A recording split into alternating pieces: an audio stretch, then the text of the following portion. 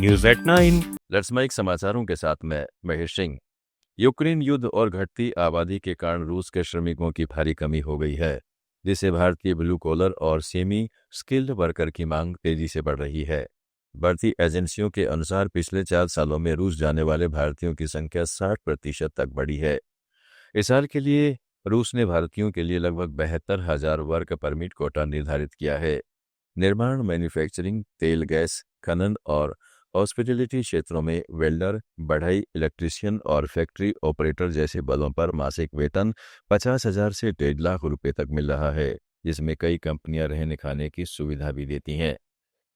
आवेदन के लिए लाइसेंस प्राप्त भारतीय एजेंसियों जैसे DCM ग्रुप या ARGC के माध्यम से जॉब ऑफर हासिल करें। फिर रूसी नियोक्ता से इनविटेशन लेटर लेकर पासपोर्ट, मेडिकल सर्टिफिकेट और पुलिस क्लियरेंस सही दस्तावेजों के साथ भारत में रूसी वीजा सेंटर में अप्लाई करें। हालांकि कड़ाके की ठंड, भाषा की बाधा और अंतर्राष्ट्रीय प्रतिबंध चुनौतियां हैं, लेकिन बेहतर कमाई के चलते रूस अब भारतीय मजदूरों के लिए नया आकर्षण बन रहा है। पाकिस्तान के विदेश मंत्रालय ने भारत में धार्मिक अल्पसंख्यकों के साथ हो रहे कथित उत्पीड़न पर गहरी चिंता जताई है। प्रवक्ता ताहिर अंद्राबी ने इस्लामाबाद में बयान जारी कर कहा है कि भारत में अल्पसंख्यकों के उत्पीड़न का एक गंभीर मुद्दा है। That's Mike news at 9। हाल के दिनों में क्रिसमस के दौरान कई जगहों पर तोड़फोड़ की घटनाएं हुई। साथ ही मुसलमानों के खिलाफ कथित राज्य प्रायोजित अभियान, उनके घरों को ध्वस्त करना और बार बार लिंचिंग की घटनाएं सामने आई, जिन्होंने डर और अलगाव की भावना को बढ़ा दिया है। प्रवक्ता ने विशेष रूप से मोहम्मद अखलाक के मामले का जिक्र किया, जहां दोषियों को जवाबदेही से बचाने की कोशिश की गई। उन्होंने कहा कि पीड़ितों की सूची बहुत लंबी है और अंतर्राष्ट्रीय समुदाय को इन घटनाओं पर ध्यान देकर भारत में असुरक्षित समुदाय के मौलिक अधिकारों की रक्षा के लिए कदम उठाने चाहिए।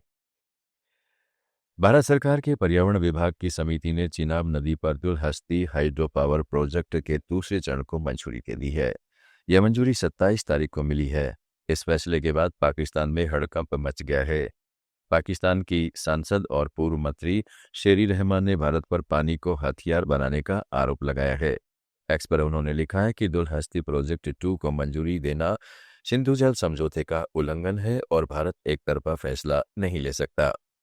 भारत ने साफ कर दिया है कि 22 अप्रैल को पहलगांव में हुए आतंकी हमले के बाद सिंधु जल समझौता स्थगित है। प्रधानमंत्री नरेंद्र मोदी पहले ही कह चुके हैं कि पानी और खून साथ साथ नहीं बह सकते।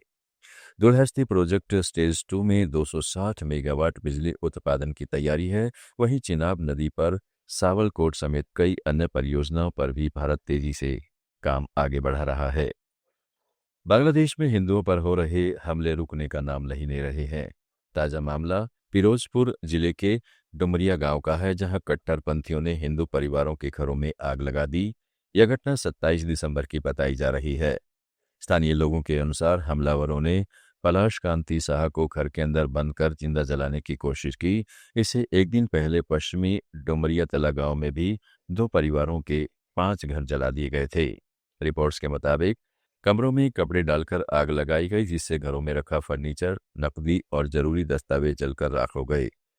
घटना पर लेखिका तस्लीमा नसरीन ने सरकार की चुप्पी पर सवाल उठाए हैं। लगातार हो रही हिंसा ने बांग्लादेश में अल्पसंख्यकों की सुरक्षा को लेकर गंभीर चिंता खड़ी कर दी है। कनाडा में स्वास्थ्य व्यवस्था की गंभीर समस्या सामने आई है। भारतीय मूल के 44 वर्षीय प्रशांत श्री कुमार की मौत एडमोंटन के ग्रे नन्स कम्युनिटी अस्पताल में हुई। उन्हें सीने में दर्द के बाद भर्ती किया गया, लेकिन 8 घंटे तक वेटिंग रूम में इंतजार करना पड़ा। जैसे ही इलाज शुरू हुआ, दिल का दौरा पड़ने से उनकी मौत हो गई। उनके पीछे पत्नी और 3 बच्चे रह गए। इस घटना ने कनाडा में डॉक्टर और नर्सों की कमी को उजागर कर दिया है। देश में प्रति 1000 लोगों पर केवल 2.8 डॉक्टर हैं।